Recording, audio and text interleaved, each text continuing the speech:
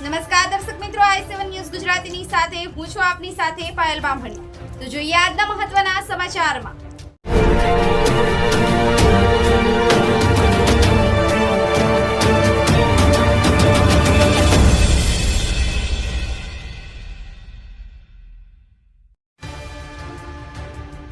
દાહોદ જિલ્લાના સિંગવડ તાલુકામાં વિદ્યાસાગર આશ્રમ શાળામાં બાળમેળાનું આયોજન કરવામાં આવ્યું હતું। તેમાં અનેક સ્પર્ધાઓમાં બાળકોએ ઉત્સાહભેર ભાગ લીધો હતો। પ્રાપ્ત માહિતી અનુસાર દાહોદ જિલ્લાના સિંગવડ તાલુકામાં બાળમેળાનું આયોજન કરવામાં આવ્યું હતું, જેમાં અનેક સ્પર્ધાઓમાં બાળકોએ ઉત્સાહભેર ભાગ લીધો હતો, જેમાં મહેંદી હરીફાઈ, ચિત્રો હરીફાઈ, રંગોળી, પ્લમ્બરિંગ જેવી અનેક સ્પર્ધાઓ બાળકોએ ભાગ લીધો હતો, જેમાં આચાર્ય શ્રી હિતેશભાઈ તેમજ ભરતભાઈ પટેલ સાહેબના માર્ગદર્શન હેઠળ આ મેળાનું આયોજન સફળ નીવડ્યું હતું।